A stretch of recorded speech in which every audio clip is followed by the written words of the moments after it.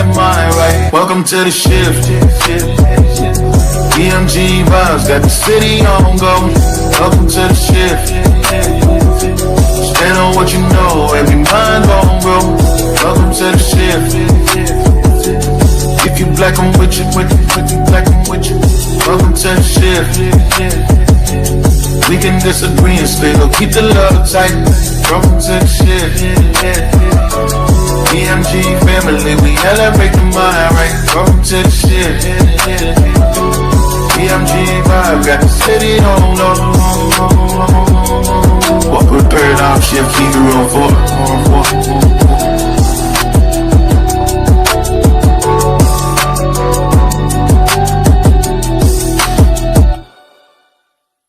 Y'all know I say that greeting for one reason and one reason only. It's because if you black, I'm with you. And I hope that you with me. All right. Welcome to Paradigm Shift TV 314. This is your brother, the infamous DMG. And I'm going to cut straight to the chase.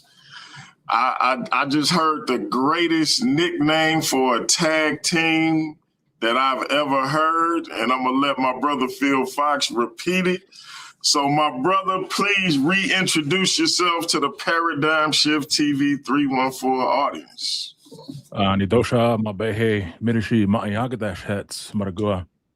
My name is Mr. Phil Fox, but my name that was given to me by my grandfather is Defeats the Enemy, Ma'i Hagadesh. I'm coming to you live from the lands of actually my homelands, the Mandan, the Hidatsa, and the Arikara people. Not of the what did they call me the other night, BK? $5 Indian. The $5 Indian, the prairie dog, whatever. No. From the Mandan, the Hidatsa, and the Arikara people. I am the second half of who is now known as the Shanana Twins, with me and my brother BK Apologist. Oh man, that is the greatest nick.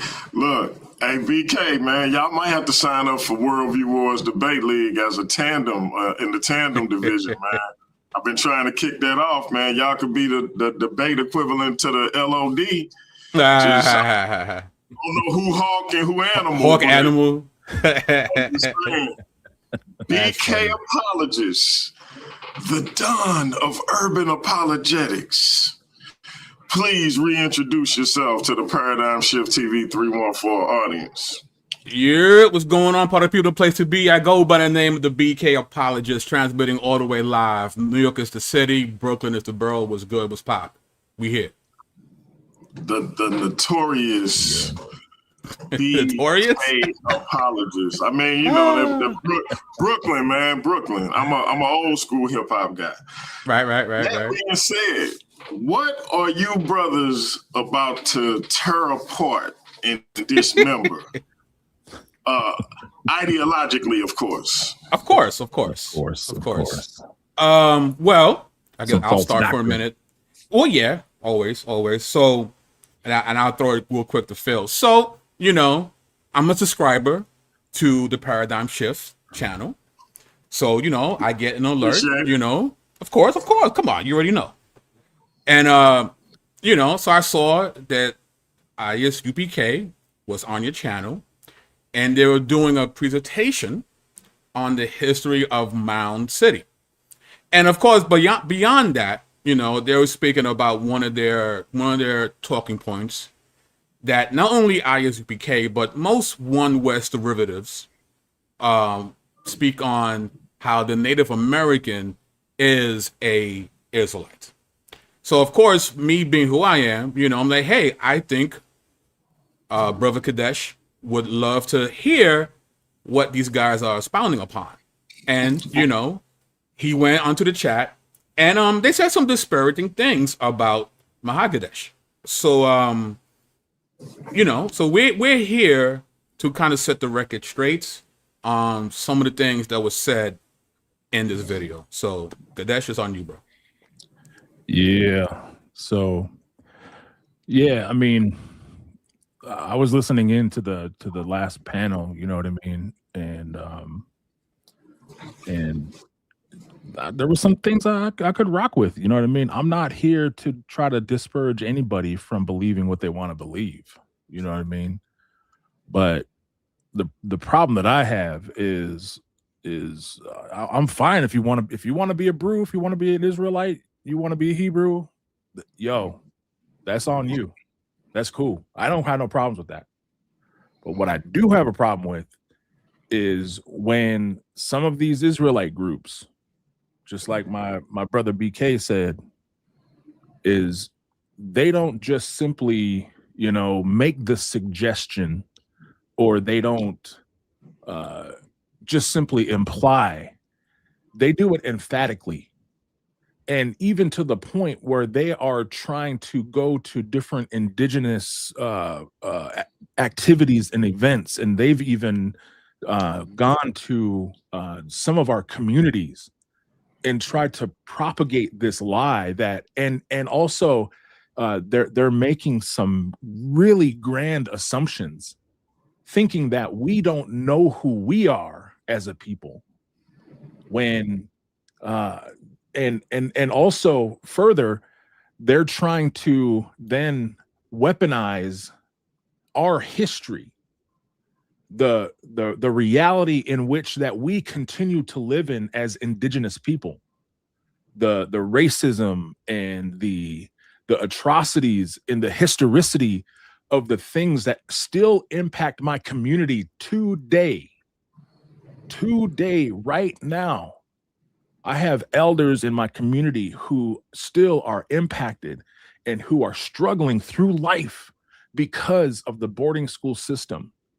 And they're trying to use that to stand up and propagate and further push this lie that indigenous people are Israelites, when we have plenty of proof. And us, indigenous people, are saying, no, we are not, because we have our own culture, we have our own life ways, we have our own culture ways, we have our own language, we have our own teachings, we have all of this stuff. But yet Isupk knows better than I do. I live this. Y'all can just read about it. I live it. I am it. But yet they're going to try to come, and they're going to, the only answer they have for me, and they think they slick, is when I know when they run out of answers, because their default and the thing that they fall back on is, oh, well, this guy must be a $5 Indian. Oh, yep, he's a $5 Indian. Because y'all can't touch the things that I'm saying, because y'all don't know, and we're going to show your ignorance tonight. And that goes for the abos too. Hey, Phil's not shy, by the way. Phil's not shy. I don't know if people knew that. Phil's not shy. Whose idea was it for this guy to come on here starting this trouble? You, DMG. You've been asking for a long time, man. Here it is. This is what you wanted. BK, that was rhetorical. Okay. Hey, and I'm BK, I'm gonna let y'all have it. I'm gonna mute out. I'm gonna step away and. Okay. My bad. I hit my mute prematurely. I'll be right back. All right. So, well, even Jose Francis is with you, Phil. He said, "Get them elbows too." That's great. All right, so we're gonna look through that video. We got a couple of clips, and we're gonna give some commentary. And because it's not just the whole Native American Israelite. There's a lot of things they say that's just not correct on various topics. So, with that being said, let me share my screen, and let's get to it. Hop into it.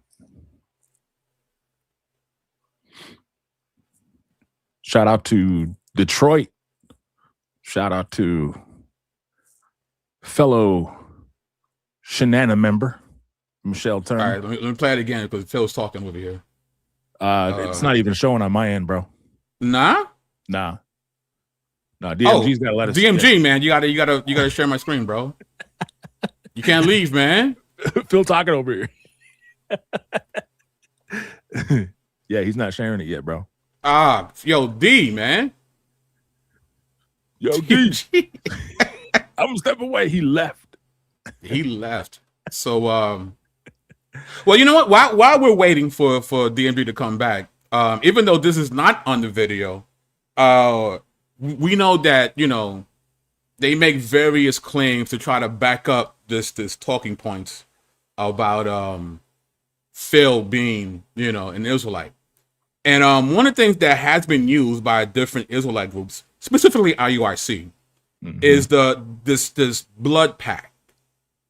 And they showed this drawing, and this drawing is supposed to be a primary source to show that the natives are Israelites. Phil, I was wondering if you could share a little bit of. There we go. There we go. There we go. Yeah, D, you gotta stay put, man. You gotta give me so I can share. All right, so we'll get to that story later. That's what I said when I guess I accidentally muted myself. I had to go pay a water bill. Understand. All right, so here we go. Let's see if I can get a better picture real quick. Basically, an Earth pyramid, and that's how you know we are those same people that built those pyramids over there in Egypt. Because you have more pyramids over here in America than over there in Africa. So we're gonna stop right there. Actually, we're gonna stop right there, and I'm gonna share my other screen. So these gentlemen are saying your screen's not up. Oh, there we go. Now it's going. Right? They're saying that, and that's how you know those same people that built those pyramids over there in Egypt. So they're claiming that the Israelites, who they claim to be, built the pyramids. There's a problem with that. When we look at Lester Grave, Ancient Israel, says here that Old Kingdom covered dynasties 3 to 6, 2700 to 2150 BCE, during which time most of the pyramids were built, right? Most of these pyramids were built during the Old Kingdom. And when we look at Joseph in Egypt by Charles Erling, PhD, he says, mainline contemporary scholarship and the Bible's own chronology are in accord in dating Joseph sometime between 2000 and 1600 BC. This time frame includes two important periods of Egypt's history, the Middle Kingdom and the Second Intermediate period. So the pyramids were built in the Old Kingdom. Joseph doesn't come in until the Middle Kingdom. Now, this is not saying that the Israelites, or those who would become Israel, did not have the technology to make pyramids. That's not the point. The point is, by the time Joseph and his family come into Egypt, the pyramids was a foregone conclusion. So the Israelites did not build the pyramids. So, but they did build stuff, right? It's Exodus 1:11. So the Egyptians assigned taskmasters over the Israelites to oppress them with forced labor. They built Pithom and Ramses as supply cities for Pharaoh. So again, it wasn't that they weren't enslaved. They were, and they were oppressed with forced labor. But not for the pyramids. It was Pithom and Ramses that they built. In fact, and this is from Jonathan Shaw, the pyramids, now drawing on diverse strands of evidence from geological history to analysis of living arrangements, bread-making technology, and animal remains, Egyptologist Mark Lenner, an associate of Harvard Semitic Museum, is beginning to fashion an answer. He has found the city of the pyramid builders. They were not slaves. So not only was Joseph too late to build the pyramids, the people that built the pyramids weren't slaves anyway. All right. The surprises were just beginning. Faunal analyst Richard Redding of the University of Michigan Museum of Natural History identified tremendous quantities of cattle, sheep, and goat bone, enough to feed several thousand people even if they ate meat every day, Lenner adds. Redding, who has worked at archaeological sites all over the Middle East, was astounded by the amount of cattle bone he was finding, said Lanier. He could identify much of it as young, under 2 years of age, and it tended to be male. Here was evidence of many people, presumably not slaves or common laborers, but skilled workers feasting on prime beef, the best meat available. So not only did Israel did not build the pyramids, the people that did were not slaves anyway. All right. So, Phil, I don't know if you want to say anything before we get to the next clip. No.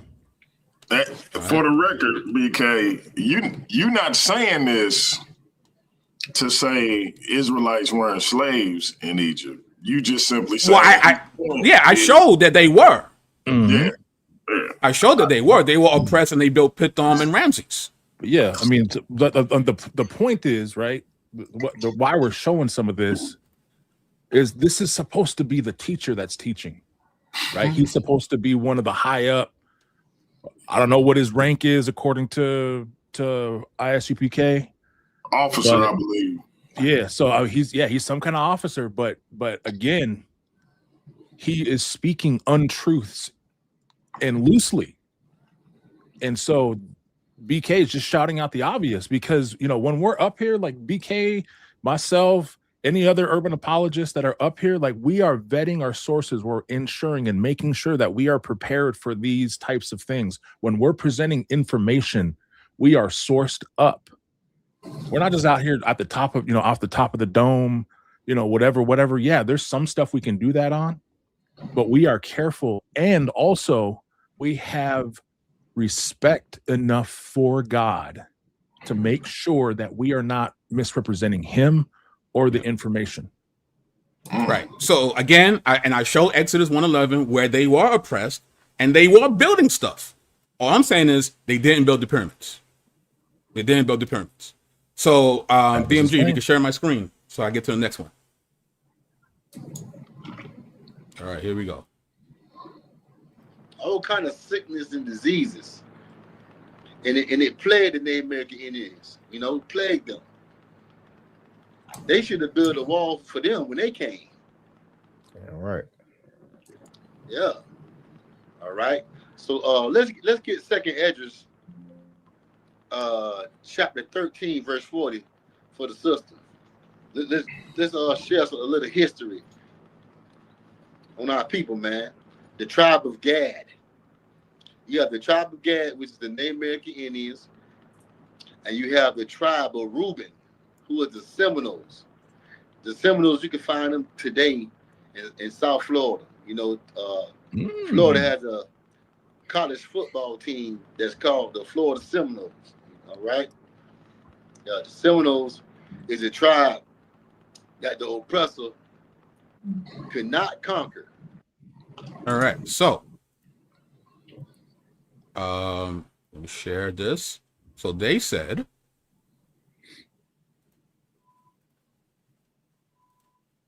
DMG, if you can share my screen.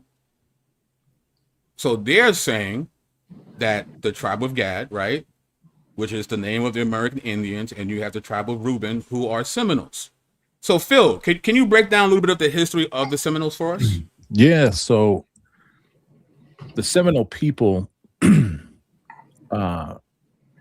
part of the information that he said is absolutely correct. Yeah. The Seminoles they are known as the tribe that was never conquered, right? But the information that I don't think he understands and knows is that most people have this misconception about the Trail of Tears, thinking that the Trail of Tears was just the Cherokee tribe that went on the Trail of Tears. But actually, there was a mass, you can't even call it a migration, a displacement of many different tribes. One of those tribes being a larger portion of the Seminole themselves. So the Seminole actually have a larger population that is in now what is called Indian Territory in the now modern state of Oklahoma. and there was just a remnant group of the Seminole and the Muskogee and the Creek natives that were also a conglomerate and mixed in as well with some of the freed slaves or escaped slaves, which is where you get a lot of the Black Indians, which is where a lot of the Abos use as evidence to show that, see, look, we've been here. But you can't use that same information with a lot of the Plains tribes because we weren't part of the first contact groups. But again, so it shows the holes of their information. They don't realize that there's a larger population of the Seminole tribe that is in Oklahoma today. And there's also the remnant tribe that was left in Florida, those who did not want to leave, who ended up not leaving Florida and the South. And that is also the Florida Seminole version of it. So how is this tribe that was one, and one part that is in Oklahoma be the tribe of Gad, and then the ones that stayed in Florida that were a conglomerate group with the Creek and many other tribes too, the Chickasaw, there was many other tribes that all came but are now known as the modern Seminole. And then the Black African slaves that were mixed in, whether they were escaped or freed, and then those are the ones that retreated into the Everglades systems. So how are they, Reuben? And this other tribe of Seminoles, somehow they're just fit in with Gad. That doesn't make sense. So yeah, that's the breakdown. And go look it up. Use Google, fam. Go ahead and Wikipedia it up, because we know that's what you're gonna do. DMG, can you thank you. Appreciate it. All right, let's keep going. And the Southern Kingdom came to America after the Assyrian captivity, after they was free from those heathens, and came to America. And we're gonna read about this, all right? A lot of people don't know Christopher Columbus, how he found out about the Native American Indians being over here in America. He read the Bible. He read 2nd Esdras, chapter 13, verse 4. All right. So you heard what the man said, all right? That Christopher Columbus, well, let me show you. He says, that's in the Bible. That's in the Bible, baby. Right? So they are saying that the way Christopher Columbus was able to make it here because he read 2nd Esdras, right? All right. So we have his writings, right? We have many of the writings that Columbus has, the writing back and forth to various people. So this is a letter to Luis de Santiago from February 1493. In his first letter announcing his discovery, Columbus wrote, "I have discovered a land in which there are many islands inhabited by people without number. It is the Indies. I have taken possession of them in the name of our most fortunate king and queen." Columbus here explicitly calls the land part of the Indies. There's no reference to Ararasef, Israelite tribes, or the 10 lost tribes. In his letter, he makes no mention of this. All right. Journal of the First Voyage, as recorded by Bartolome de las Casas. Quote, "We reach an island which the natives call Gahani. I am certain that it is near the main line of India." Again, Columbus is thinking in terms of Asia, main line of India. No mention of apocryphal lands of Azareth. Here's a letter to Ferdinand and Isabella, March 1493. Quote, "The land is very fertile. There are spices and gold in abundance. I believe that this is the land of the Grand Khan, as described by Marco Polo." Columbus, again, is mapping discoveries to known Asian geography from medieval sources. Azareth is not mentioned anywhere. He never makes any claim that he's getting his information from 2nd Esdras. Ever. Think about it logically. Just think about that logically. So if he was using the Bible, And he was like, all right, so we're going to use this coordinates and blah, blah, blah. And boom, he finds it. What would be the first thing he said? We found him, right? Yep. We found it. We're on it. But nah, he's like, we found India. He thought he was in Kubla Khan land. That's crazy. Right? Yeah, Genghis Khan, baby. He thought, shoot, we found it. We was in India, baby. All right, DMG. Let's keep on moving. All our tribes is down there. All our people that's down in South America and stuff. We're gonna read about how they got over here.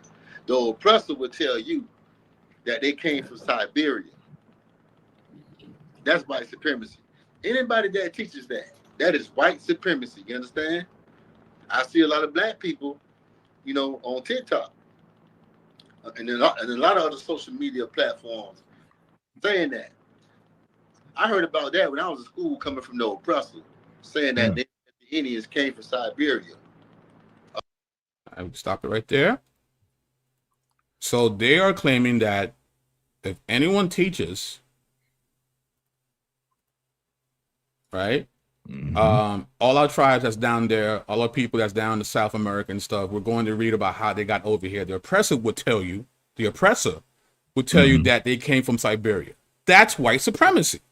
Anybody that teaches that is white supremacy. Phil, is this white supremacy, bro?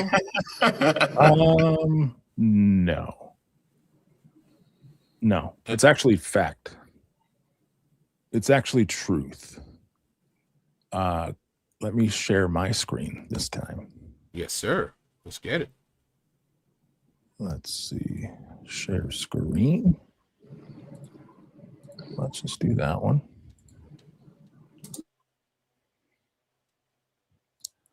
All right. Let's do a little history lesson. Because I don't know if we're going to go over it, and I don't know if you timestamped it, BK, but these guys don't know how to read. Because they flashed my tribes, because I did flash my tribes. But what is customary amongst my people and many other tribes is that we don't just express our tribal affiliation, but we also tell who we are as far as our clanship. And so I told them I was part of the Mandan, Hidatsa, and Arikara people, also known as the MHA Nation, or the 3 affiliated tribes, which we are on the governmental books as.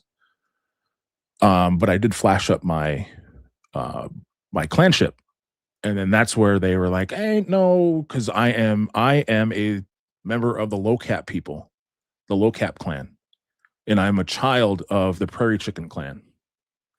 And so they're like, "Oh, look at chicken. There ain't no chicken clan, ain't no chicken tribe, blah, blah, blah, blah, blah." And they went in, and this is how we know he's a $5 Indian. And because they didn't know.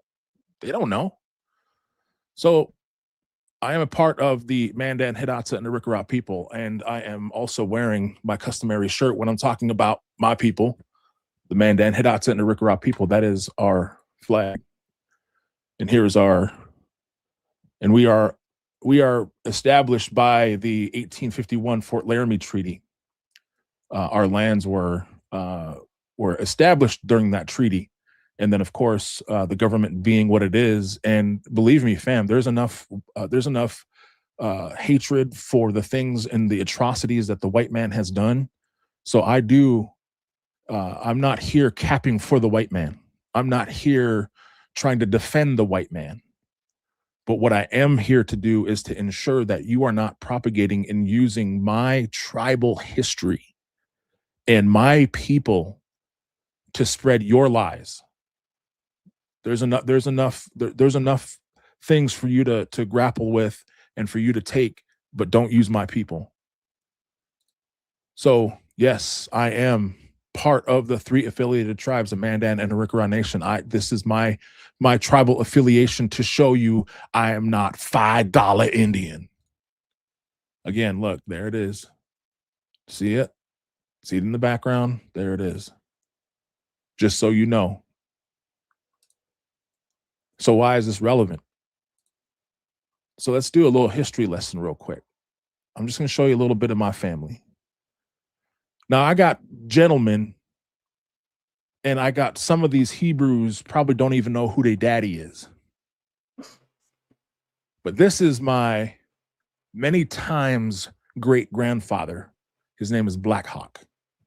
He was born in 1848 in like a fishhook village to my many times great-grandfather, Chicken Can't Swim, and his wife, Brown Husk. And he was also married to Mink, who was a Crow lady from the Crow tribe, who is now located in what is now known as Montana. And so he had 19 children, and Black Hawk and his family were part of the Hoshka band of Heratza. Again, here's a history lesson, Isupk. Y'all never heard of the Hoshka band, have you? You probably never even heard of the Heratza people. Where are we relevant? Where do we fit in history? Well, you probably heard of Sacagawea, right? Actually, her name is pronounced Sagagawea, which is my language, which means bird woman. And Sagagawea was part of the Discovery Corps. She was picked up by Lewis and Clark from my people. Sagagawea was not a Hidatsa. She was actually a Shoshone who was captured by the Hidatsa when she was very young. And she was absorbed into our tribe. So my people, the Hidatsa is where Sagagawea came from. So back to my story in particular, Black Hawk, my brother, or my great-grandfather was part of the Hoshka band from like a fishhook village. And he went to Fort Buford when they were forced back to the Fort Berthold Indian Reservation, which is where I now live. In 1894, he was forced by the U.S. government to divorce his wives, so he divorced Mink and married different cherries. Black Hawk was the second chief from Crows Fly High, who is also one of my relatives distantly. As the chief of the Hidatsa at Fort Buford, his son, Joseph Youngbird, succeeded him in his position when Black Hawk passed away. This is Joseph Youngbird and his family. So notice the young lady in the elk tooth dress. I'm tripping in the chat. That's cool. Show me your lineage, how far you can go back. This is Mary Youngbird, my two-time great-grandmother. This is me and my family, my mother's. Actually, when we were taking this picture, my two times great-grandmother was actually in the hospital. She was supposed to be in this picture with us. The Hidatsa people, we have and this is part of this book that Alfred Bowers wrote after spending some time with us, and we taught him our ways. So he documented many of our things right from one of our villages. So this is the Hidatsa Social and Ceremonial Organization book printed by the U.S. Government Printing Office. And so this shows, and this part here shows that of a very robust adoption protocol. So does this sound like some folks who don't know who we're talking about? Indigenous Black man, does it sound like I'm tripping? Do you know any of this stuff about your people? I don't think so. But we had a very robust kinship and clanship system, a very robust adoption system. And also we knew our clans. So this is the 50th anniversary issue of the Hidatsa Sanish College, the college which my tribe has. And they updated all of our clans. So you never heard of these clans, ISUPK, IUIC, because y'all don't know. Y'all don't know anything about us. The Hidatsa clans, there's the 3 clan, the Apukawiga, which is the Lokap, which is my clan. The Mahochadi, who is the Alkali Lodge. The Metsidoka, the Flint Knife clan. The Awache, the Dripping Dirt. The Zidska, which is where I'm a child of, the Prairie Chicken clan. the Midibadi, which is the Waterbuster clan, and the Isupk clan, which is the Wide Ridge. I'm speaking my language. I know these clans. When I hear Zitska, I know exactly who they're talking about. When they're talking about the Itishuka, I know exactly who they're talking about. When I hear the Metsidoka, I know exactly who they're talking about. We don't know who we are. We don't understand our life ways, so much so that you got to tell us, ISUPK. Here's just a hint at how complex our lineage system is. Who is my mother if I'm a boy? So me as a male. Who is my mom? My birth mother is my mom. My mother's sister is my mom. My father's brother's wife is also my mom. My clan father's wives, those are all my moms, according to our customs. Who is my father? My birth father. Who is my father? My father's brothers. My mother's sister's husband. My father's mother. Does this look like this is something simple and easy? No, we know who we are. We know who we are. So in the video, he says, we got another comment from Mr. Phil Fox, and he said, what time frame did the Native American people come from Israel? Oh, that's a good question. That's a good question, he said. Right? That's a good question. What I have to say is about 5,000 or 6,000, if I ain't mistaken. If I'm wrong, I'll get back to you, he said. Or just tune into class. He tried to default to go back. Tune into class because I don't know is what he was saying. He said, about 5 or 6,000 or 4 or somewhere around that number. All right, don't quote me on that. This is a teacher. This is someone who's supposed to know. So again, my people, but I have some older relatives. So abos who think y'all know. Bruce think y'all know. What did he say? Well, let's go back here real quick. What did he say? How many years? 5,000 to 6,000. 5,000 to 6,000. Well, I have a relative that's 12,000, almost 13,000 years old. DNA evidence. Relative. Well, we don't use DNA evidence. We don't use science. We just use the Bible. All right. Well, how is your Bible validated? How in the world that anything in that Bible is true? Because there's archaeological evidence to show. There's time frames to show exactly what was going on, and it's validated using science and those methods, whether you like it or not. So this is what he said, 5,000, 6,000 maybe. So here's the peer-reviewed article. Native American boy found in what's now known as Montana. If you want to reach out, I have this article. It's behind a paywall. It costs $30. I can give it to you for free. I'll afford you that. I'll give you that. If you come to me in earnest and like, hey, yo, I want that article, I'll give it to you. This is where he was. This is the Anzac burial site. The reason why he was called the Anzac is because that was the last name of the people who found him. He was found on that land. This boy, a young boy about a year old roughly, and they cleared it with all of the tribes in Montana to ensure that they can do the dating and disturb this site. And then they collectively gave him back to those tribes. So the remains of Anzac I is what he was called, were discovered on the Anzac family property with the front end loader when they were just doing some stuff, some excavating of their own. And along with 125 artifacts.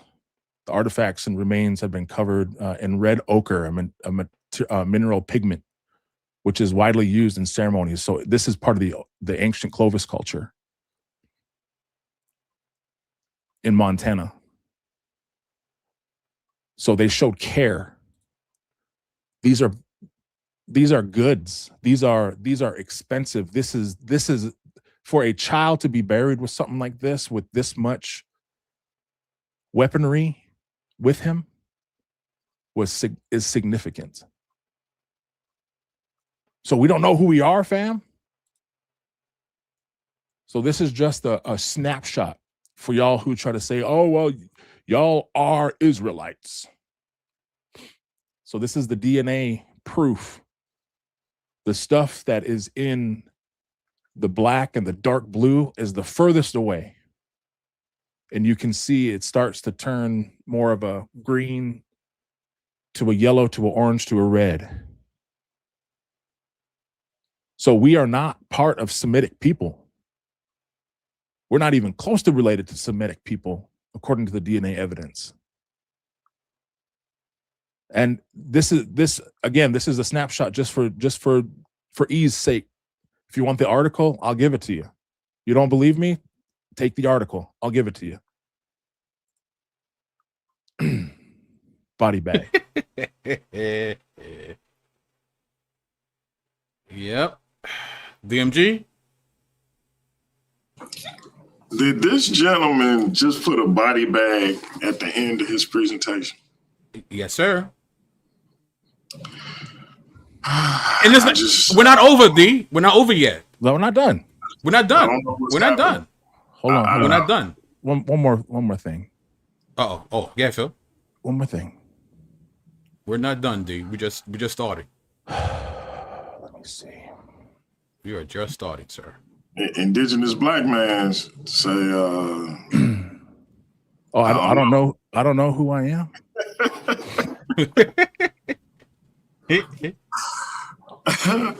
Indigenous black man. I mean, feel free to disagree with Phil. You could come and make a presentation and refute the sources.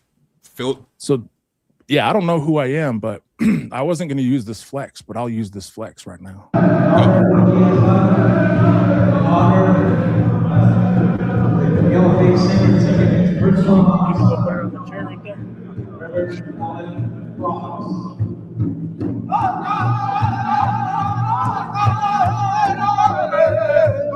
Now, one person in this world who does not know who they are has their own personal honor song. This song is made for me.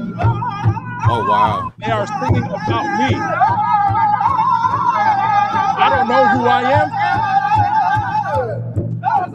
I don't know who I am. I don't know anything about who I am.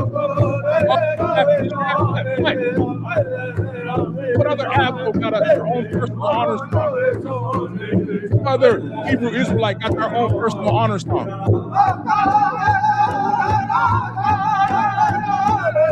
Talking about what they're saying in this song is my brother, he is generous. My brother, he gives to the people. My brother is spectacular. They say he is Hidushka, or our language.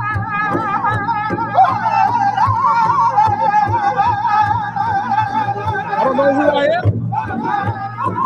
I live this.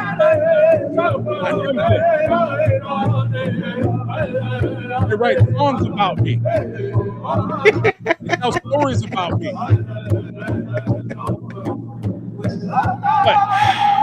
I don't hear no other Israelites, even the ones that aren't claiming to be indigenous. What? Show me your song. What you got? Even a story. Something. What you got? I didn't think so. I didn't want to have to flex. Well, they do say that every hero has to have his own theme song, right? So, I mean, that was not fair what you just did. That was not that. Oh my goodness, man! I can't believe you just did that, man. That was a bonus. That wasn't even part of the thing. That was bonus. Oh, you think darkness is your ally? You merely adopted the dark. I was born in it, molded by it. I didn't see the light until I was already a man. By then it was nothing to me but blinding. Pretty much. Man, I don't know what else to... That was appropriate. That was very appropriate. Yes, yes. But you know what? We're not done yet, bro. We're not done yet. We're not done yet. All right, here we go. But wait, there's more. All right, share my screen, D. All right. And here verse 41, but they took this counsel amongst themselves that they would lead the multitude of the heathen and go forth into a farther country where never mankind dwelt. Yes, and that was America. And say that name of that place before it was called America. Go ahead and read. Keep going. You want me to keep reading? Yeah, the name of the place should be in there before it was called America. It says, verse 42, that they might there keep their statutes where they never kept in their own land. Mm-hmm.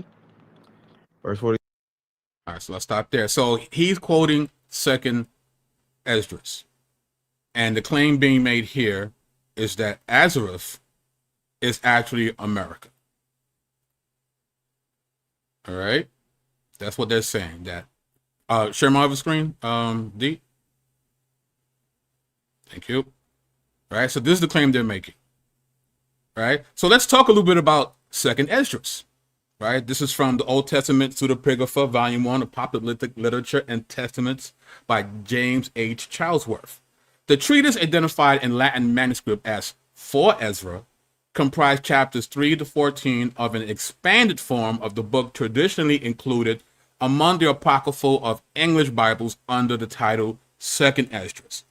This expanded form includes a Christian framework comprising chapters 1F and 15F, commonly called 2nd and 5 Esdras in the latter Latin manuscripts. Now, it's interesting how this book, what it speaks on. The opening 2 chapters set forth a divine call to Ezra, a man of priestly descent, to reprove the Jewish people of their waywardness despite God's repeated mercies. Rejected by Israel, Ezra turns to the Gentiles and is granted a vision of great multitude that stands on Mount Zion, each receiving a crown from the Son of God, whom they confess in the world. This is in Ezra's. They love going to this, but in this, it talks about how Ezra had to turn to the Gentiles. And there was a great vision of a great multitude who was standing on Zion. But that's besides the point. I just want to share that. So this is 2nd Esdras, what they were reading, right? These are the 10 tribes which led away from their own land into captivity in the days of King Hosea, who Salmanaser, the king of the Assyrians, led captive. He took them across the river, and they were taken into another land. But they formed this plan for themselves that they would leave the multitude of the nations and go to a more distant region where mankind had never lived. That there at least they might keep their statutes which they had not kept in their own land. And they went in by the narrow passages of the Euphrates River. For at that time the Most High performed signs for them and stopped the channels of the river until they had passed over. Though that region, there was a long way to go, a journey of a year and a half, and that country was called Azareth. And they believe that Azareth is America. Well, in the 10 Lost Tribes, A World History by Zevi Ben Dor Benite, even a cursory reading uncovers that Esdras is referencing the core story in 2 Kings, the exile by Salmanaser. He also clearly alludes to the Deuteronomic verse foretelling the exile of the tribes to, quote, another land. The first usage merely echoes the verse in Deuteronomy and speaks of an unnamed land and other land, in Hebrew, Eres Ahareth. It is simply a land other than the land of Israel, as opposed to known locations of exile, the rivers of Babylon, Egypt. It is unknown. This Azareth place is unknown. We just know that it's another land, right? Recall that Deuteronomy had addressed the lostness of the tribes by emphasizing the total anonymity of their new place of dwelling. Esdras, however, names the place by converting the Hebrew words Eretz, Ahareth, into one designator, Azareth. The replacing of the E and the A is because when not in construct state, the Hebrew word Eretz reads Aretz. The, quote, other land of Deuteronomy, previously defined only by what was not, becomes a real and concrete entity with a proper name, a region which is called Azareth. So this is just some backstory on how this word came about, right? It's just this mysterious other land, and it became a one word as opposed to two, okay? From a theological standpoint, Azareth is, of course, a metaphor, an imaginary and pristine place juxtaposed with our own mundane and tainted world. Yet, at the same time, it's presented as a real location reached via familiar and known geographical markers. The word itself is simply a mistranslation of the Hebrew term for another land. It's a metaphor for an imaginary and pristine place. And this is from Azareth in the Lexham Bible Dictionary. Azareth appears in the book of 2nd Esdras as a destination where Israelites were deported. Beyond this single biblical reference, the place name has no corroborating attestation in other historical or geographical sources. There's nothing here that backs up that Azareth is America. In fact, no one knows where Azareth is. No one. There's no corroborating evidence in other historical and geographical sources. There isn't any. They're literally making it up. Nowhere, the consensus is that Azareth is this pristine, imaginary, far-on place. That's it. That's all. Phil, D, your thoughts before we continue? Well, BK. Now, hold on, man. Is this the devil's history, or is this like where are you getting this information from? Because I mean, listen, man, the Dark Ages was when our people was actually ruling. Really, Europe. bro? This is what you're doing? This is what you're doing? No, hear me. I'm saying so, but they don't tell you that. So I'm just saying, where are you getting this from? That we don't know where Azareth is. The brother said read the Bible. Well, first of all, I mean, we don't even consider 2nd Esdras canonical. Not that there's no worth in the book, but it's not part of our canon. So that's one. Two, this is the consensus in academia. There hasn't been any proof that Azra is America or any other place, for that matter. There's just none.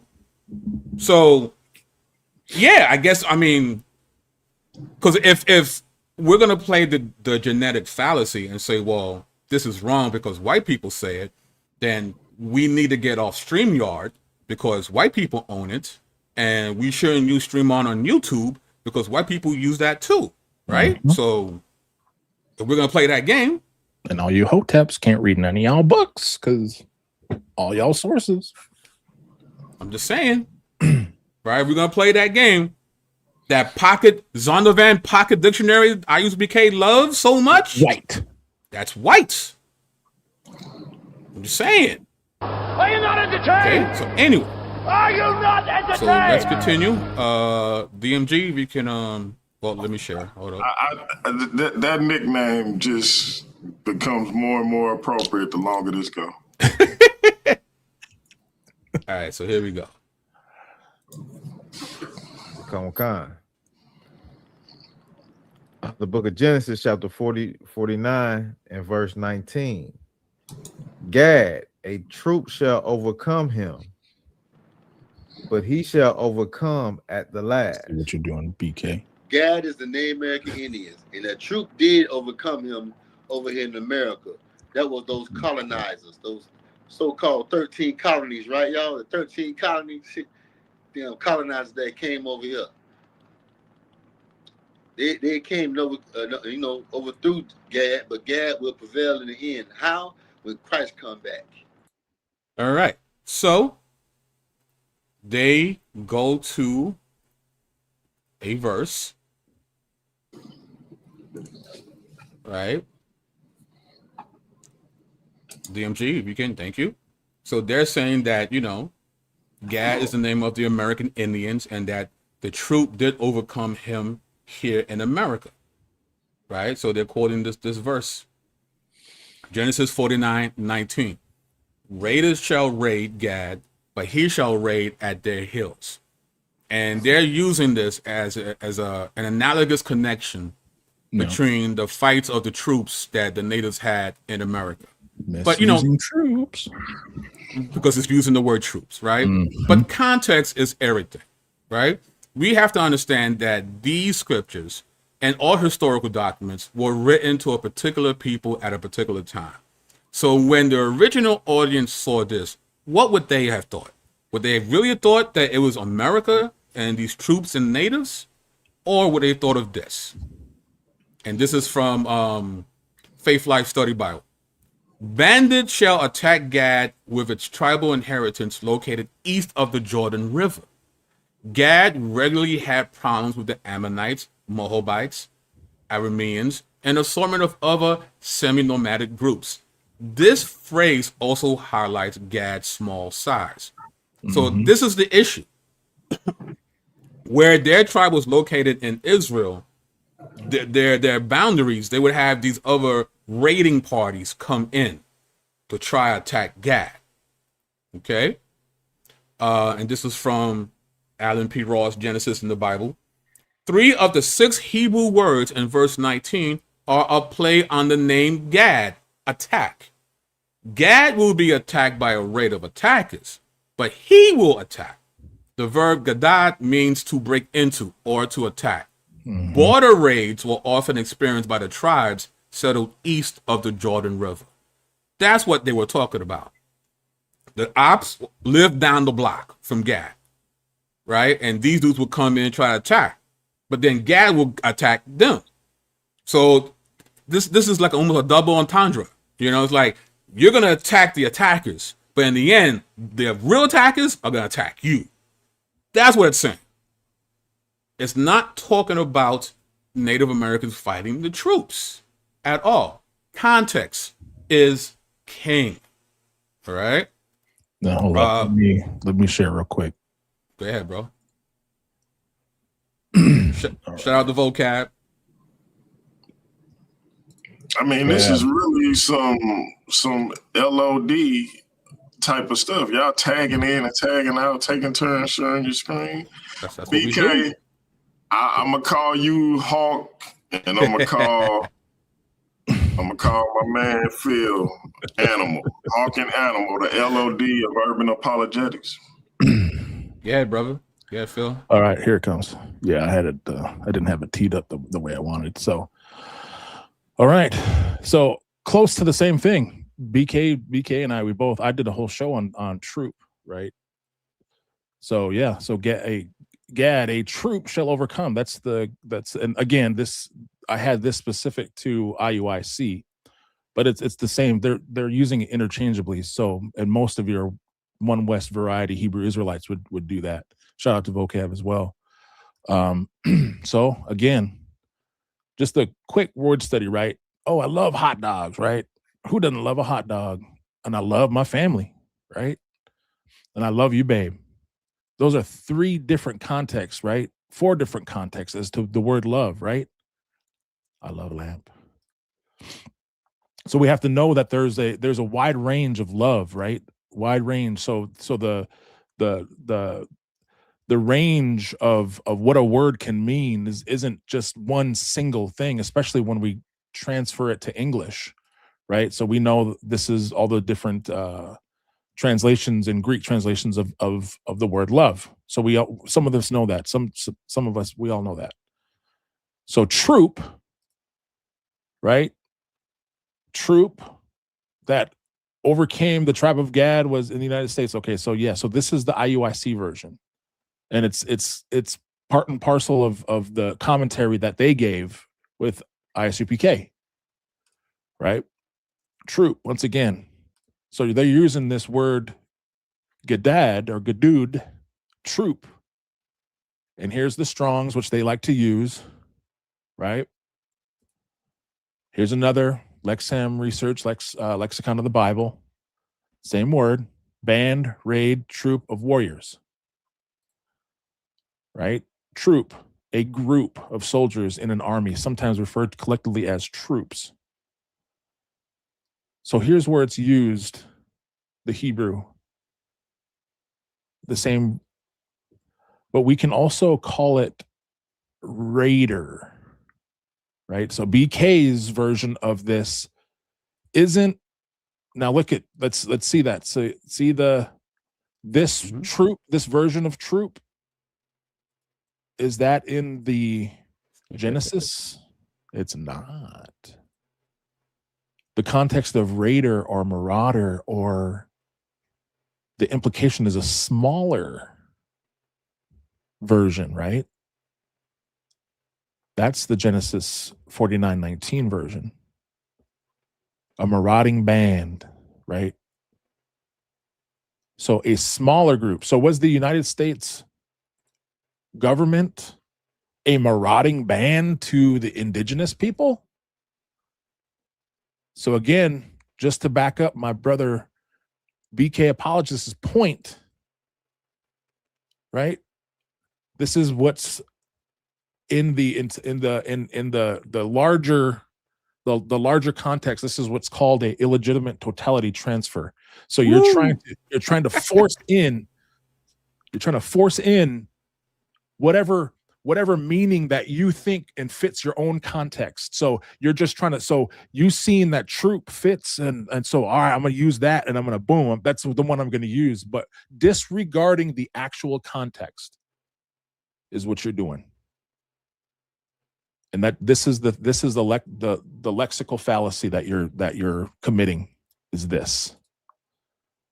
So raiders shall raid Gad, but they shall raid at their hills. Gad will be attacked by raiders. So don't think government, think, right? So yeah. So just to back up my brother BK's point, that's what's up. To show we're on the same page. This was, fam, I had that. This is completely different slideshows, completely different everything, and that was made years ago. And BK he did his a couple days ago. So just to show we're on the same page, fam. Yes, sir. Like, how else would you like to be chopped up? Want me to play my song again? Nah, chill, Phil, chill. Easy killer. Easy killer. All right, let's keep it going. If you can read, I know devils don't, they don't read. Devils don't know how to read. They cave dwellers. Cave dwellers don't read, you know what I mean? But if you could read, cave dweller, the book of Deuteronomy chapter 28, the curses in it, that fits us. That fits blacks, Latinos, and Native Indians. All right. So you heard what the man said. He said, if you can share that, D. All right. If we can read, because Phil's a cave dweller, right? So, but if you could read Cave Dweller, the book of Deuteronomy 28, chapter 28, the curses in it fits us. That fits blacks, Latinos, and Native Indians. Now, we all know that Hebrew Israelism isn't a monolith, right? There's variations of doctrine, but there are some core things that pretty much all the One West derivatives will abide by, and this is one of them, right? We know we are the people of the book because of the curses of Deuteronomy 28, right? But my question is, do you know what Deuteronomy is? Because if you don't know the genre in which this book is written in, how do you know if you're taking that verse out of context? So Deuteronomy, right? A number of scholars have argued convincingly that there is a relationship informed between the Hebrew covenant and ancient Near Eastern vassal treaty. In its classical form, the Near Eastern vassal treaty has the following component parts. And it listed the preamble, stipulations, oath, blessings, and curses, right? So a study of the oral background and setting of Deuteronomy 27:28 and of ancient Near Eastern treaties more generally reveals that oral pronouncement of the oath before a gathered assembly was a central component of covenant and treaty ratification. The book of Deuteronomy is written in a similar format of a vassal treaty, right? Between the suzerain, which is the big king, and the vassal, which is the small king, right? And in this case, in Deuteronomy, the big king is Yahweh. But in order for this to be ratified, there has to be an oral pronouncement. As we can see, the word amen or amin carries within it not only faith, but certainty and steadfastness. It is often used in psalms, prayers, and blessings as a yes, this is true, or yes, I agree. In some cases, the Torah even commands people to say amen in legal procedures when committing to fulfill something. We see that especially in Deuteronomy 27, but also in Numbers 5:22. So we actually have the oath taking ceremony recorded in Deuteronomy 27:14-8, right? So I'm gonna need some participation from DMG and Phil Fox, right? So I'm gonna play the Levitical priesthood. You guys are gonna play the Israelites, right? Every time you see the word amen, I need you guys to say amen. Okay? Amen. And right, not yet, but all right. Gotcha. And the Levite shall declare to all the men of Israel in a loud voice, cursed be the man who makes a carved or cast metal image, an abomination to the Lord, a thing made by the hands of a craftsman, and sets it up in secret. And all the people shall answer and say, Black power. no, man. Amen. Amen. Yeah, that too. Amen. But yeah, black power. Black power, but amen. Cursed be anyone who dishonors his father or his mother, and all the people shall say, Amen. Amen. cursed be anyone who moves his neighbor's landmark, and all the people shall say, Amen. cursed be anyone who misleads a blind man on the road, and the people shall say, Amen. and it keeps going like that. This is the oath-taking ceremony. The curses don't come into effect unless you take the oath. So here's the question. Did Isupk take the oath? Because if you don't take the oath, you don't incur the curses. Oh, man. And this covenant continues to get renewed. Why? Because it doesn't pass on biologically. Because we see in Deuteronomy 29:30, Moab renewed under Moses. And Joshua 24, Shechem renewed. And 2 Chronicles 15, there's Asa's reform. Right? 2 Kings 11:17, which coincides with 2 Chronicles 23:16, Jehoiada and Joash. In 2 Chronicles, we have Hezekiah's reform. In 2 Chronicles and 2 Kings, Josiah's reform. And in Nehemiah 8:10, post-exilic. This is when they come back from being in exile. They take the oath. So we see it continually happening. So if you're going to say that we know we're Israel because of the curses, well, you had to take the oath for those curses to be enacted upon you. So the question is, did you take the oath? So, and then I think this lastly, I'll just read it. Actually, before I do that, gentlemen, any questions? Comments? Well, Well, BK. Again, I just have to say, are you getting this information from Esau, or Yeah, where this information coming from? Straight from the Vatican, baby. Yeah. Well, I have a direct line with the Pope. You know what I mean? Because I'm a Jesuit. I work for vocab. We're Jesuits. Yeah. Commanding General Yohana, General Mahaiman, Captain Tezoria, Captain Katazar, Captain DeGaulle Gabor.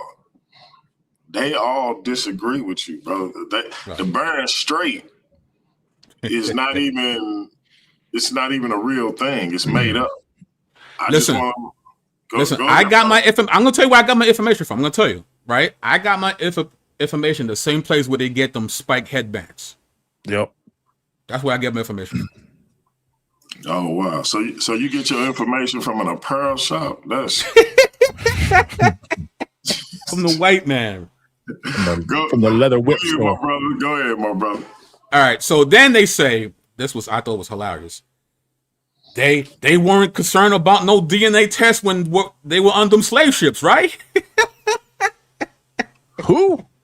That's what they said. That's what they said. When who was on what slave ships?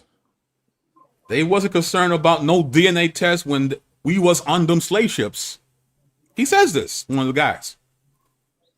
So here's the problem with that. Let's do a little timeline, right? So 1867 was the last known illegal slave ship voyage from Africa to the America is completed. Right? 1869. DNA is discovered by the Swiss biochemist. Oh my God. You know why, Alfredo? We won, right? We got the chip? Yeah, we got the chip, baby. We got the chip, son. Yeah. Let's go. Let's go, son. Busting up some yeah. Yeah. The same night. Let's go, baby. Let's go. Yes. New York stand up, man. Yeah. Anyway. Woo! Anyway, I'm sorry. 1869, DNA discovered by Swiss biochemist Friedrich Mischer. So, right after the last known slave ship, DNA was discovered. Okay. But in 1984, Alex Jeffries at the University of Leicester developed DNA fingerprinting, the first practical method of identifying individuals using DNA. So yeah, they weren't concerned about DNA in the slave ships because they didn't even discover it, let alone were able to use it to identify people. So with all respect, that was a very ignorant thing to say. I know you're trying to be funny, I guess, but bro, that's know your history a little better. You know what I mean? That was just bad. That was bad. And that's all I got for you. We're done. Well, I feel like y'all came in here. My brother was talking about raiders and plunderers. I feel like y'all are intellectual raiders and plunderers, man. I think y'all messing up the way a lot of us think and believe about where we from, how we got here, or we're already here, etc. I got questions, man. I got questions. My Abo brothers and sisters say we were always here. The slave trade didn't happen the way we told it did.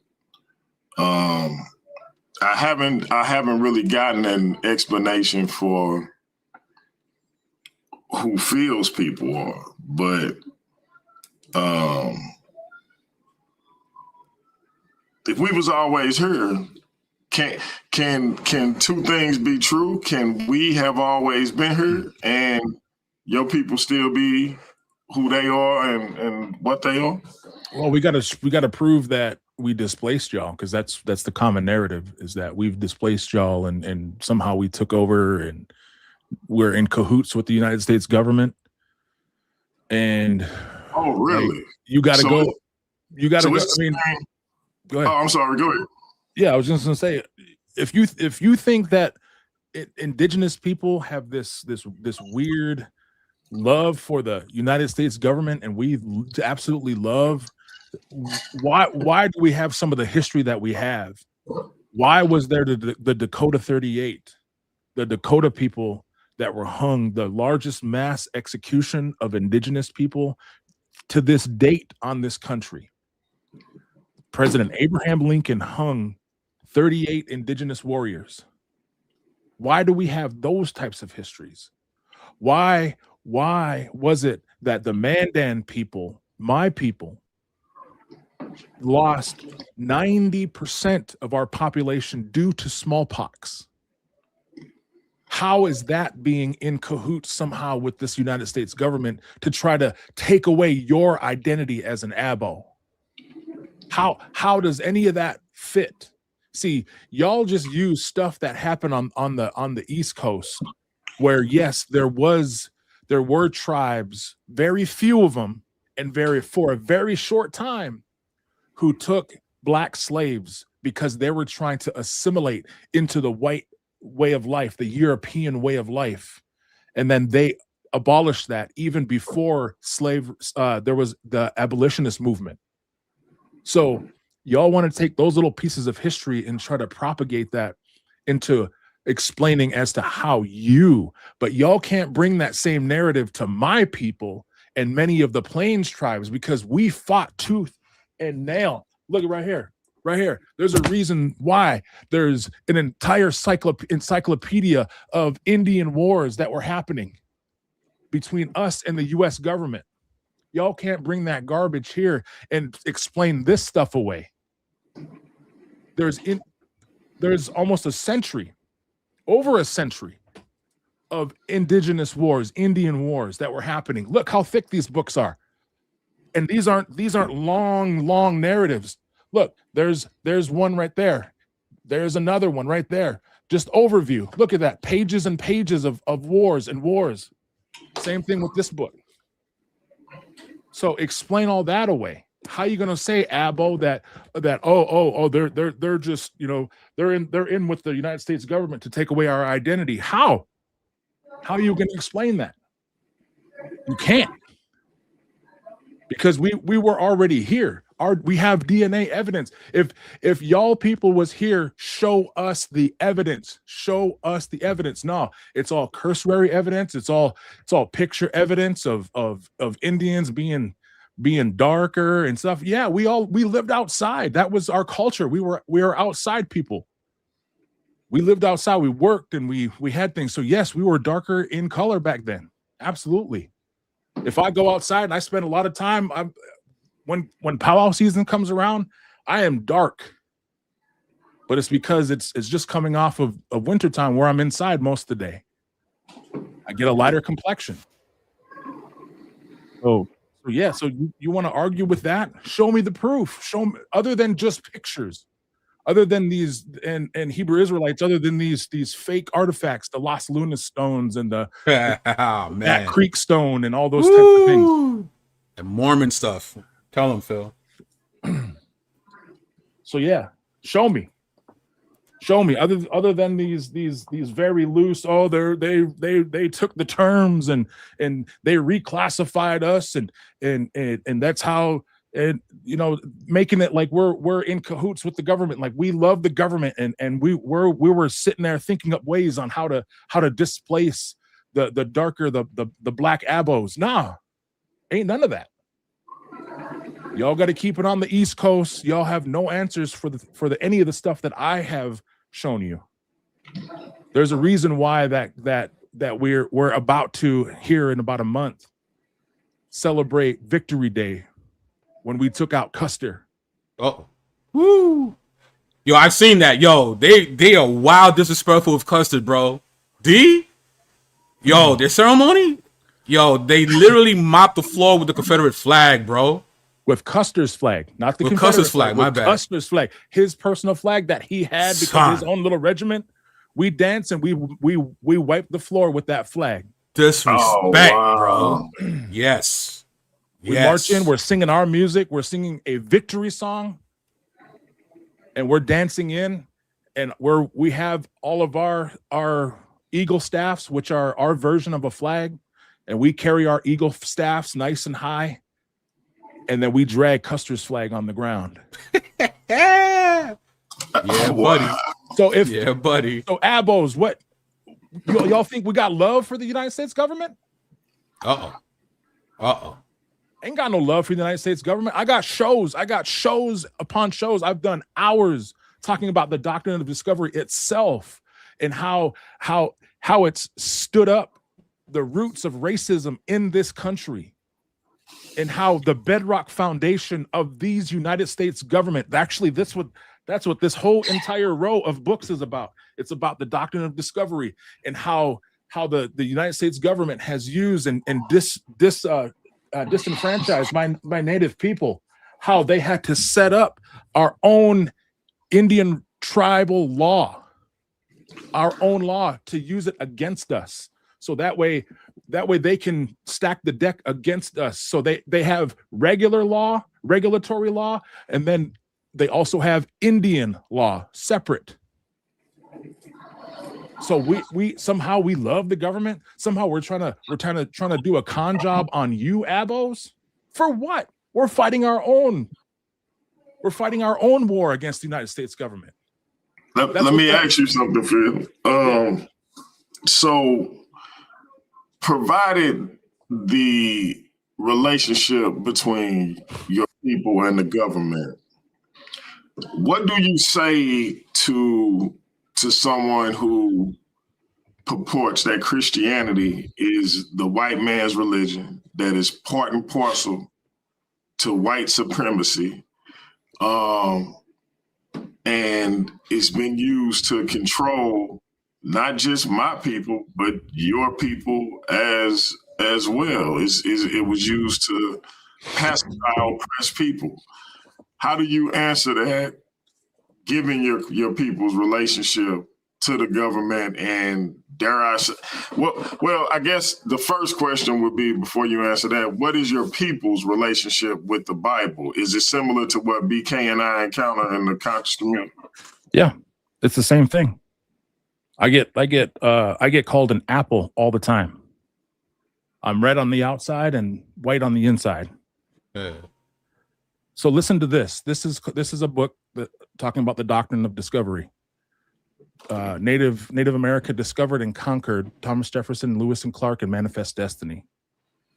This is in the open. And Isupk, since you're listening and I have your ear, there was a show that actually BK happened to be on, where he mopped the floor with Captain Tazariak.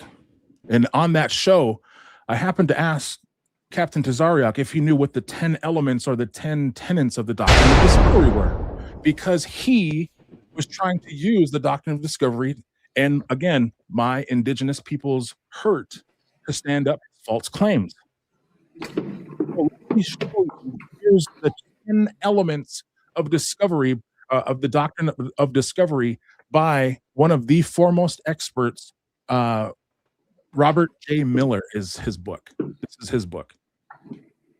So the 10 elements are: 1, first discovery; 2, actual occupancy and current possession; 3, preemption and European title; 4, just bear with me because this is going to pay off in the end, Indian title; 5, tribal, limited, sovereign, and commercial rights; 6, contiguity; 7, terra nullius; 8, Christianity; 9, civilization; and 10, conquest. So one of the elements of the doctrine of discovery is the weaponization and the bastardization of Christianity. Now, when you're asking that question, my question back to them is, yeah, I have the same view as Frederick Douglass. when he couldn't discern the two Christianities, the one that he read in the Bible and the one that crossed over with the white man, because those two Christianities don't mix. Those two Christianities are not the same thing. The message that I hear from Jesus talking about forgiveness and social justice. Oh, I use the buzzword, right? All my white friends are going to be mad because they don't like that word, social justice. But no, social justice is a mandate that we are to love our neighbors. We are to, and surprisingly, if you look at the actual Christianity that Jesus taught, it's closer tied to many of my indigenous people's values and things that we have done. Community. I talked about our lineage, our kinship, our clanship systems, tribes. Because our tribes. Right. Yep, everything is tribal. Jesus was a tribal man of the tribe of Judah, right? We know that he was of that tribe. And guess what? Each tribe, right? The reason why each of those tribes happen to be different, right, is because each line had a specific reason to be part of the larger community. So the same thing is, and with my indigenous communities, is that many of our clans had different functionalities within our larger tribe. So it's the same thing. And so we, and yes, I do believe absolutely that we are one human race. I do believe, yes, that we all came off the ark. I do believe that we are one people and that we all are part of the Tower of Babel. That's where our languages got mixed up. I do believe that wholeheartedly, 1000%.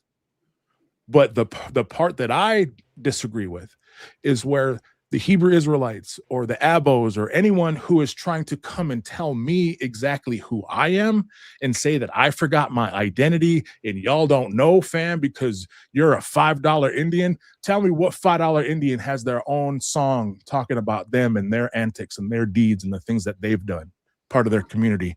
Oh yeah, I'll wait. And you know, to Isupk St. Louis there, he says, I'm actually falling asleep. Actually, you have fallen asleep. Not falling, fallen. That's kind of what the problem is. So, and that's cool. That's cool. See, because they can't, he can make comments like that all day long. That doesn't bother me because, see, the reason why he's got to say stuff like that is because he's not going to come with any scholarly arguments. He hasn't sat down with any tribal elders to tell him, actually, you know what, you're wrong, sir, because I sat down with this elder and we spent hours and we had coffee or we sat around the drum and had hours and hours of conversations talking about this and that and these things, and they told me no, they don't do that because they can't. So they have to go and say, oh, I'm falling asleep. That's cool. Go ahead, fall asleep. That's because you ain't got nothing for me. Because again, you only read about this stuff. I live this stuff. I am this stuff. I am in my community. I am doing things in my community. I help teach the other day people how to make dream catchers. I help young people in my community about a month ago. We made drums, religious and ceremonial for our music and for us to pass down our way of life. That's stuff that I do. I live it. Y'all just think about it and want to pretend. If we had time, DMG, I would show you IUIC's biggest blunder when they try to use my tribe and one of my chiefs. They try to use the drawings. That's what BK was talking about earlier. They try to use one of the drawings.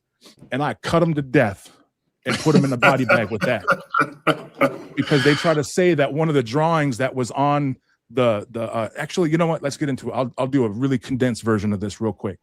You're gonna want to see this. Yo, D, this is bad. D, watch this. This is bad. Now this is IUIC, so again, we got to remember that all of these camps are. Watch how surgical Phil gets. Watch this. Watch this. All right, let's see. All right, let me get this. And then present entire screen. We Here got go. the chip, baby. We got the chip. Got the chip, man. Nothing better. Here we go. So again, IUIC, they messed up. Tribe of Gad. Okay. All right. So again, I'm using their content, but this is directly from their website. They're the ones who showed, they gave this to me. All right. All I did is take it. So we're the Tribe of Gad. All right. So this is their website. This is theirs, right? Ooh, look, they even got a little teepee right here. Look, oh, look at that little teepee. Tribe of Gad. All right. Here's the 12 tribes chart. All right. They modified it. I don't know how many times now. Uh-oh, here we go. So here's what they try to use right here. We're going to look at this 3320. And as of Gad, he said, blessed he that enlargeth Gad. And then look at their commentary. Okay. Just notice, just something for you to notice. Okay. Here's the IUIC version right here, straight from their website. I didn't do anything right here. Here's the actual text. Boom. Look at that. Look at the difference. And look, even in here, all they do is they just bold it. A common person who's not really paying attention, they might think the Bible actually says this stuff, right? But no, thank goodness we know. Okay. So, and he of Gad, he said, blessed he who enlarges Gad, he dwells as a lion and tears the arm of the crown of his head. So we're gonna see that. We're gonna look at that. We're gonna examine that, and that's their biggest blunder. Boom. So they say there's about 300 or so Indian tribes. Again, unlearned. They don't know. There's 574 of them. 300? What? Actually, there's 75 now. 575 because one just got accepted. Indigenous population pre-Columbus, right? Let's just say approximate lower 48, just approximately.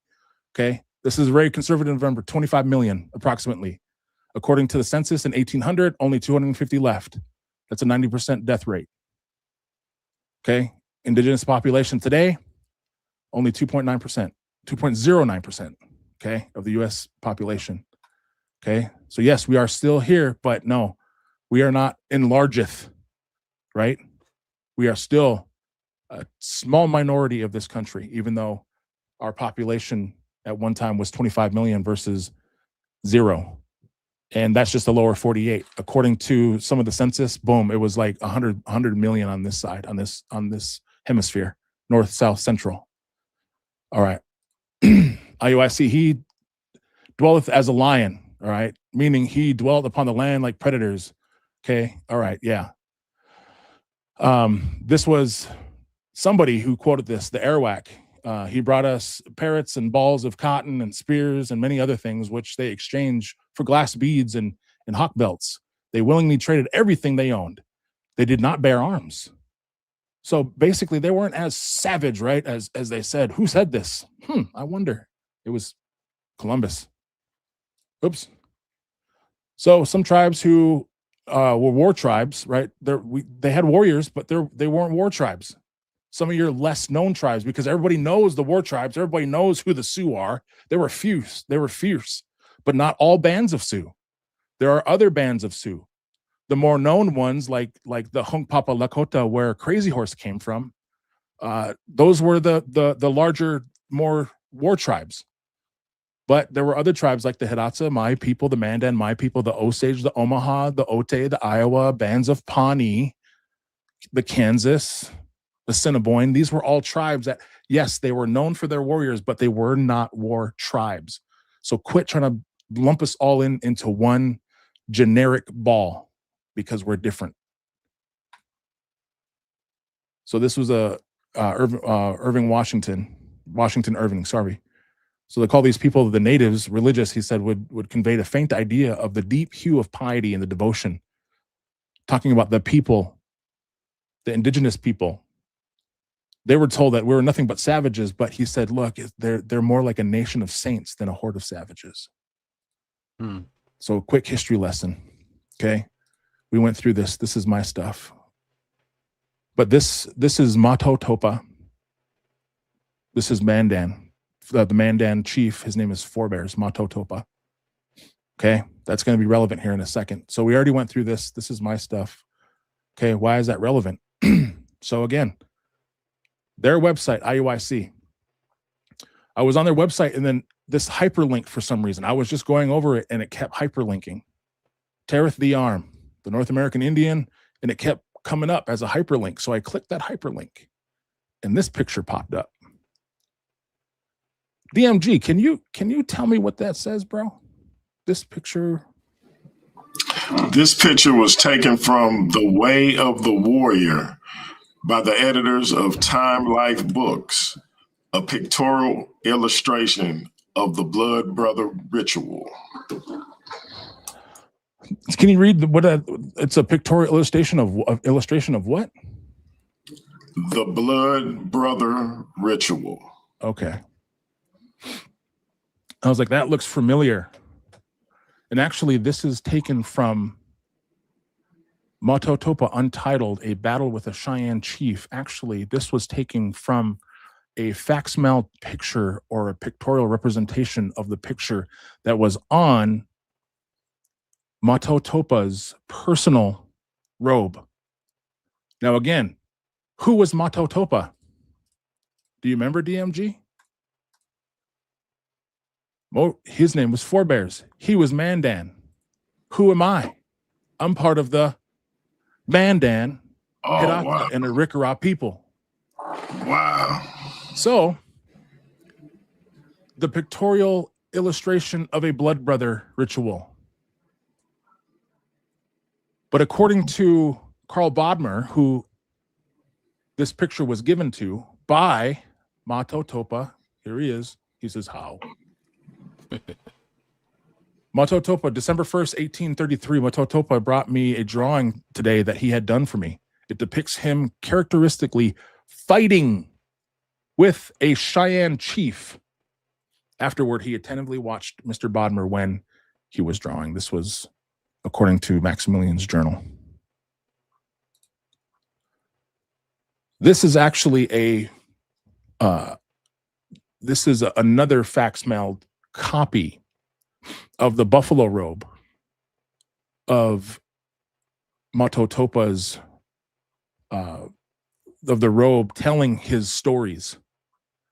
Now, look at this picture. Does this picture down there on the bottom right kind of look familiar? This is in the Knife River Historical Villages here in North Dakota. This is hanging in one of the earth lodges that are still there, and it's now a historical site where our earth lodge villages were. And here it is. So again, Matotopa Untitled. DMG, can you tell me what's there in the brackets? What does that say there? Battle with a Cheyenne chief. Wait, I thought that was a pictorial representation of the what? The blood brother? Blood brother ritual. Oh, yeah, but here's the actual robe. Woo. 1835. This is in the primary. This is in the historical museum in, it's like Sweden or Switzerland, one of the two. It's still here. It's still around. This is the actual robe. They didn't think they were going to run into a Ma'i Hagadesh, who was part of the Mandan, Hidatsa, and Arikara people. They thought they were going to be able to take and spread their lies, just like Isupk is doing, just like any other of these 12 tribes chart carriers are doing. Here's a close-up. They didn't think they were going to run into someone of the likes of me, Cheyenne chief with the knife. On the far right was the famous battle of Forebears had with the Cheyenne chief. The chief challenged Forebears to combat with rifles and horses. When Forebears' powder horn was shot away, the two turned to bows and arrows until they ran out of arrows. Both dismounted and turned to hand-to-hand combat. The Cheyenne chief drew his knife during the struggle, and Forebears was cut across the hand multiple times while wrestling it away from him. Forebears can be seen bleeding from his hand in the picture. This is the blood brother pact. I knew it. But they lied. Blood is a modern, this is just the next point. Blood is a modern and European concept. We don't have, and I already showed you this, our familial system. But I digress. Again, body bag. So D, you have to understand the degree of disrespect that we just saw, because IUIC actually used a family heirloom from Mahat Gadesh family line to propagate a white supremacist trope. That's what they did. Blood brother pack. No. They used his lineage, his great ancestor, to propagate a white supremacist trope. If that's not disrespect, I don't know what is. And that's why I take it so personally. Crazy. That's why I take it so personally. Because we got these fools out here taking my history, rewriting it so that way they can stand on the street corner in 121st or whatever their address is. I heard them on the One West. I heard him, the Captain Yohana, the 121st, his whole little speech. But y'all do that and don't know a lick about what you're talking about, especially when it comes to my people. But yet y'all want to sit there, I'm bored, I'm falling asleep. Oh, you caught that? Oh, man. Listen, this is like you really shot in the face of a lot of the things that's been put forth in our community. So let me get clarity on this, because I don't think I've ever talked to Cap about this. So the idea is that because there are you have the tribe and the people you belong to, but then there are how many other surviving tribes? Well, right now, federally recognized, there's 575. Used to be 74. That's just federally recognized. Then there's another 300 and so that are state recognized. And then there's a handful of tribes that are trying to get their recognition. But I mean, when we talk about tribes that are in, and that's just the United States. I'm just talking about the United States. That's not counting all the tribes that were in Central, in the Yucatan, in South America, in Canada. All of those tribes, they all of them are different. So I mean, it's probably in the thousands of tribes that were actually here. And again, the reason why this is important is because we all have different culture ways. We all have different life ways. We all have different ceremonies. We all have different languages. We have different belief systems. Now, yes, there are some things that overlap, just like things that were happening in Israel. Right? They were sharing culture and they were rubbing off on each other, and because they were in proximity to one another. And so they were sharing culture with each other, and they couldn't help but pick up this ceremony or that ceremony. And actually we would even buy and purchase ceremonies from each other. And we would have a ceremony to do that. And we would purchase the right to perform that ceremony. And all of those things, and songs and words and all these different types of things. So yes, we were cross-pollinating together as well. So that's why it's maddening, because I am Hiratsa and Mandan and Arikara, and I carry all of those things. I am learning the languages. Our languages are dying.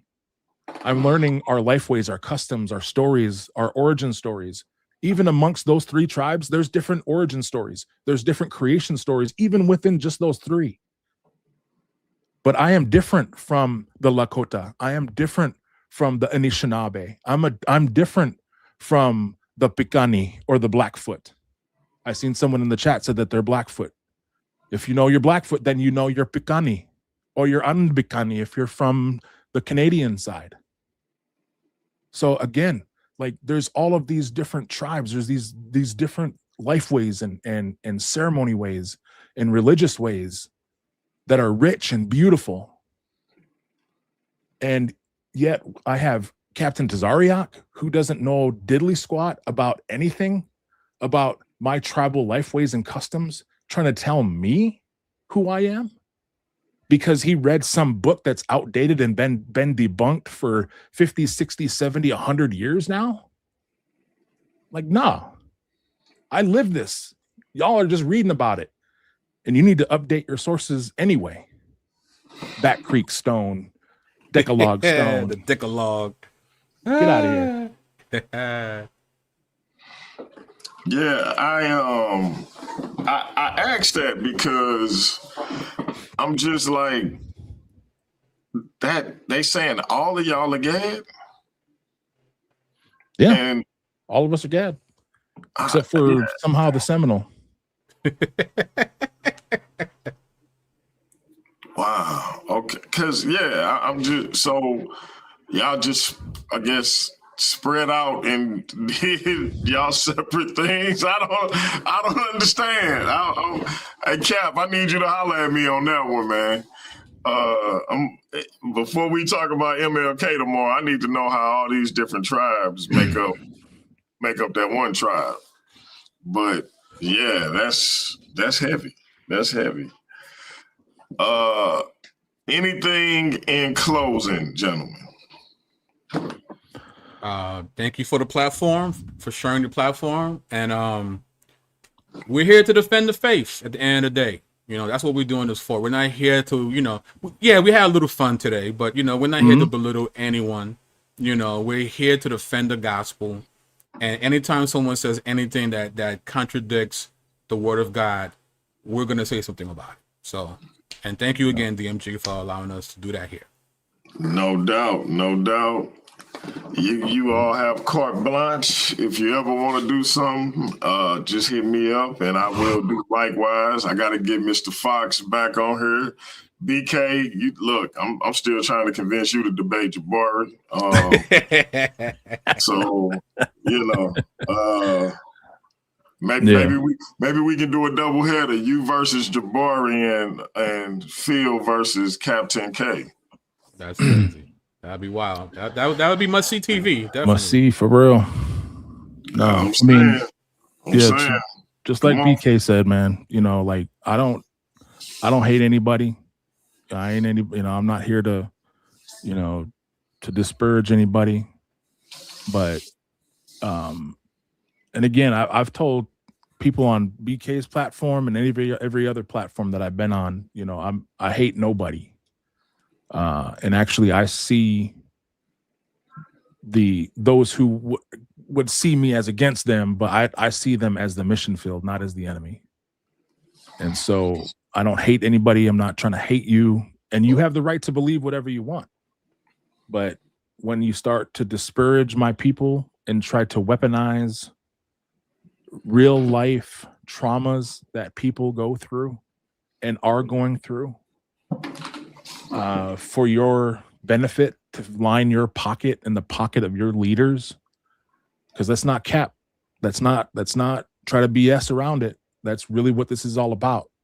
It's about lining the pocket of Johanna. It's about lining the pocket of Nathaniel, and putting more money into the upper guy's pocket and letting all the runts do all the hard work and be out there acting foolish, spreading this garbage while they're sitting pretty, riding on white horses with no shirts on, and man,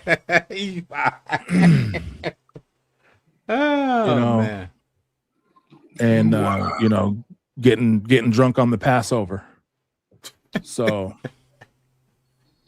hey man, you didn't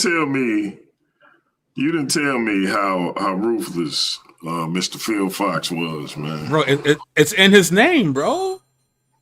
Defeats the enemy. That's his name. That's his actual name. That's what my name translates into.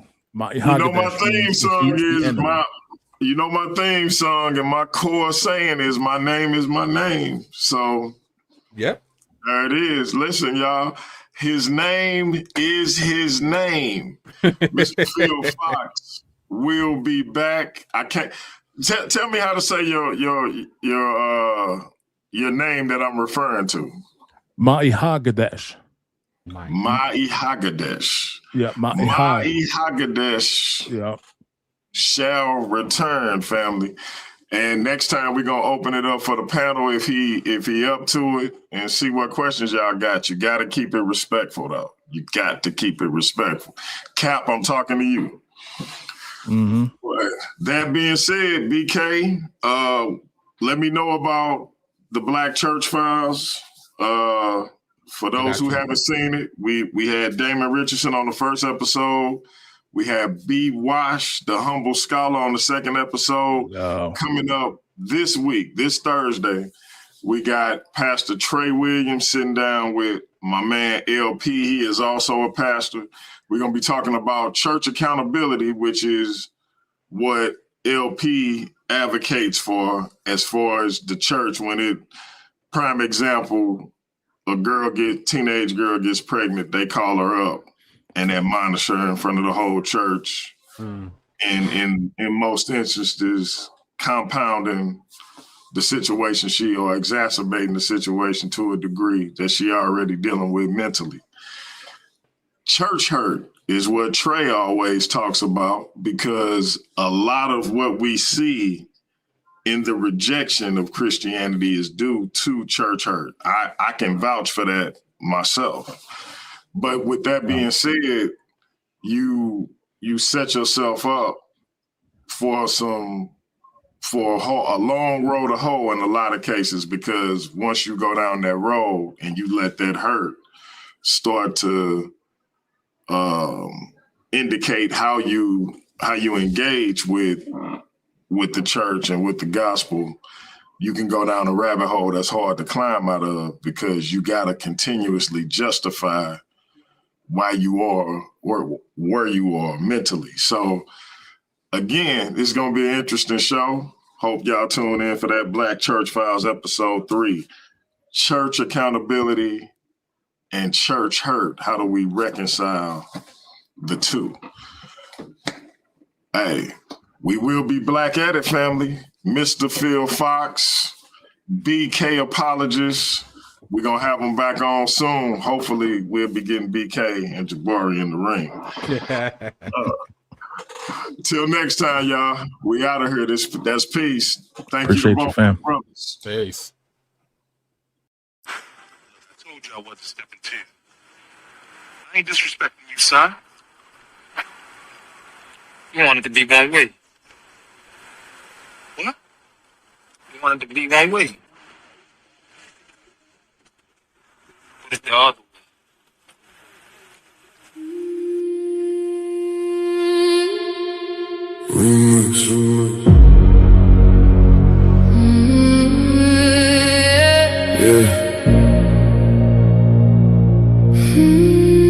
Funny how everybody loved debate till the judges say they lost.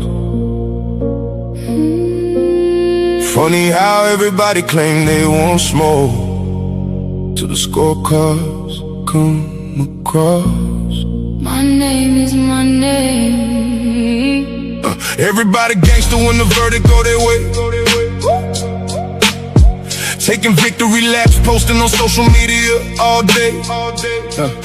But let them catch an L, now the judges all corrupt. Now the rules wasn't fair, now the platform messed up. When you won, it was justice. When you lost, it was rigged. When the spotlight was on you, man, you danced a little jig. Funny how the narrative changes overnight. You a scholar on Monday, by Tuesday ready to fight. Y'all don't want accountability, you want applause. Want championship treatment without championship flaws. See, debate ain't about feelings, it's about evidence, argument, and skill. Sometimes you climb the mountain, sometimes you fall down the hill. You want it to be one way, but it's the other way. But it's the other way. When you win, it's all love. When you lose, it's another day. You want it to be one way, but it's the other way. The same judges you praised last month ain't fair today. You want it to be one way, but it's the other way. The facts don't bend for feelings, no matter what you say. My name, my name. The hate got me laughing. It really tell the story. If the platform wasn't working, why they obsessed with my glory? Every week somebody got an opinion to proclaim, but they still tune in faithfully. That's free promotion of the name. Paradigm shift, TV 314 still standing, while critics in the comments keep demanding and demanding. See the infamous perspective, giving viewpoints room to breathe. The black church files digging deeper than was seen. The Kemet takeover, bringing culture to the floor. The GT perspective, asking questions they ignore. Here you get many choices. Ladies' night, giving divas voices. Different minds, different paths, different truth. Reaching the elders and the youth, but it's the other way. You said the platform needed you, but somehow you still stayed. Yeah. You wanted to be one way, but it's the other way. The show keeps moving forward even after people stray. You wanted to be one way, but it's the other way. The audience decides, not the stories that you made. My name is my name. I've seen debaters come and go. Some legends, some pretenders. Some became champions, some became contenders. Some accepted losses and came back even stronger. Others spent 6 months complaining and being bitter even longer. Everybody wanna run a platform. Everybody got advice, but very few know the sacrifice, are willing to pay the price. Fight facts, challenge views, give the people real discussion. Not excuses when you lose, or whether they applaud or whether they complain. One thing remains forever. My name is my name.